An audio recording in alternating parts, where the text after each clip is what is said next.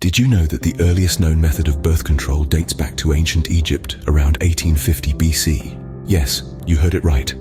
The ancient Egyptians were pioneers in many fields, and birth control was no exception.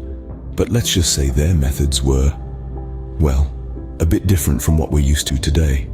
Hold on to your hats, folks, because we're about to take a trip down memory lane to a time when honey, acacia leaves, and lint were not just items you'd find in your kitchen or your belly button, but were actually used as contraceptives. Yes, you heard it right. And no, I'm not pulling your leg. In ancient Egypt, women used a mixture of honey, acacia leaves, and lint to create a sort of vaginal suppository. It's believed that the fermentation of the acacia leaves created a spermicide, helping to prevent pregnancies. Today, we might use a fancy term like intravaginal device, but back then, it was just good old improvisation. Imagine, if you will, popping down to the local pharmacy today and asking for a pack of acacia leaves, some honey, and a handful of lint. You'd likely get some strange looks, wouldn't you? But back in ancient Egypt, it was a regular trip to the apothecary. Then there were other methods that might make you cringe a little. Crocodile dung, anyone? Yes, this was also used as a contraceptive. The thought process behind this was that the alkaline properties of the dung would kill sperm. Whether it worked or not, we can't say for sure, but it certainly gives new meaning to the phrase, getting your hands dirty. As we journey through the annals of contraceptive history, it's clear that necessity truly is the mother of invention. Our ancestors were nothing if not resourceful, and they went to great lengths and used some truly creative methods to prevent pregnancies. So, we can see that our ancestors were quite creative when it came to preventing pregnancies. From honey and acacia leaves to crocodile dung, the quest for effective birth control has certainly been a fascinating journey.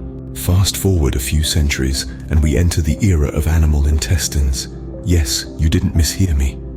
Now, let's take a step back to the Renaissance period, a time when art was blossoming, science was advancing, and people were wrapping animal intestines around their privates. This was the birth of the condom as we know it. But let's be clear, these were not your modern-day, easily disposable pieces of latex. Oh no, these were genuine, organic, and fully recyclable sheep, pig, or fish intestines. Imagine the scene. You're on a romantic date. Candles are flickering, wine is flowing, and then you have to explain why your condom smells suspiciously like a butcher's shop. Talk about a mood killer. But hey, when it comes to safe sex, you gotta do what you gotta do, right? But fear not, for the march of progress was relentless. By the time the 19th century rolled around, we had bid adieu to our animal-based friends and said hello to rubber.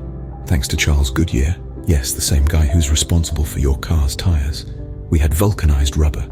And what's the first thing you do with a newly invented material? That's right, you make condoms out of it.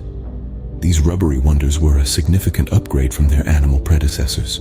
They were stronger, more durable, and most importantly, didn't smell like a Sunday roast. However, they were also thicker, which led to a less than stellar review in the sensation department.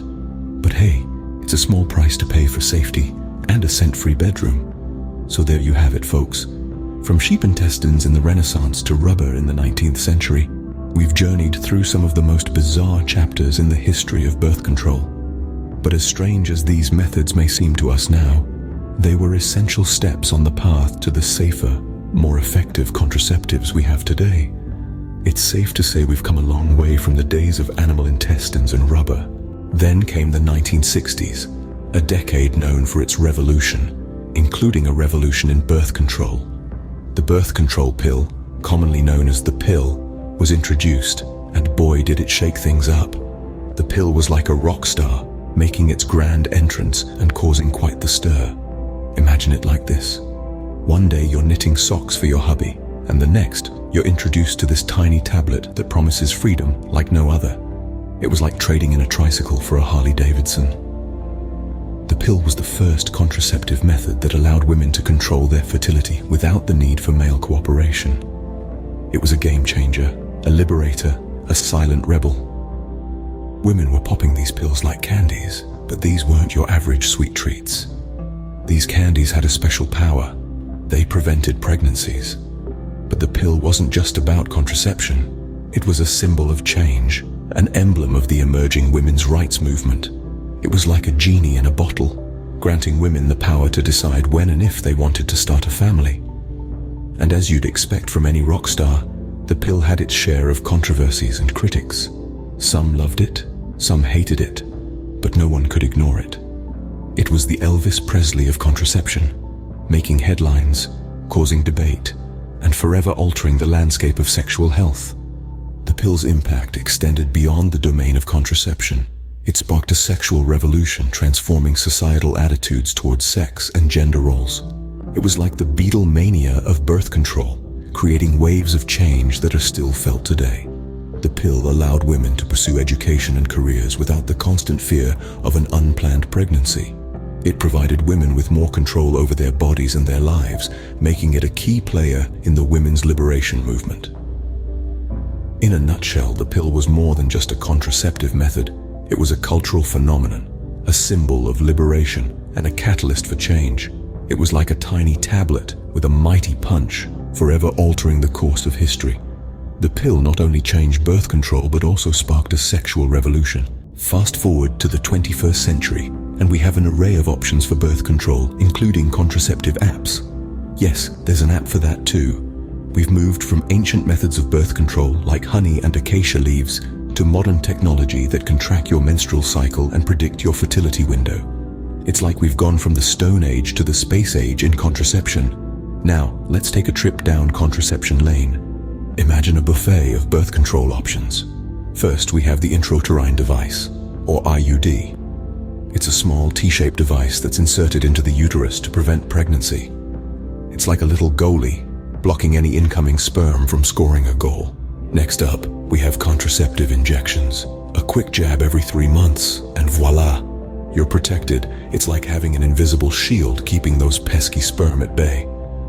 And then, we arrive at the pièce de résistance, the contraceptive apps. With a few taps on your smartphone, you can track your menstrual cycle, monitor your fertility window, and even get reminders to take your pill. It's like having a personal assistant for your reproductive system. So whether you prefer the old-school methods or the modern tech-savvy options, there's a birth control method out there for everyone. It's like a buffet of birth control options out there. From honey and acacia leaves to contraceptive apps, we've certainly come a long way in birth control. So, that's the whirlwind tour of the evolution of birth control. We've journeyed from ancient methods to rubber, right up to the pill revolution and today's high-tech apps. It's been quite a ride, hasn't it? And just think, all this innovation just so we can have a bit of fun without any surprises. Now, if you want to stay up to date with our latest videos, don't rely on an app. Just hit the subscribe button. Thanks for watching, and remember, always stay safe.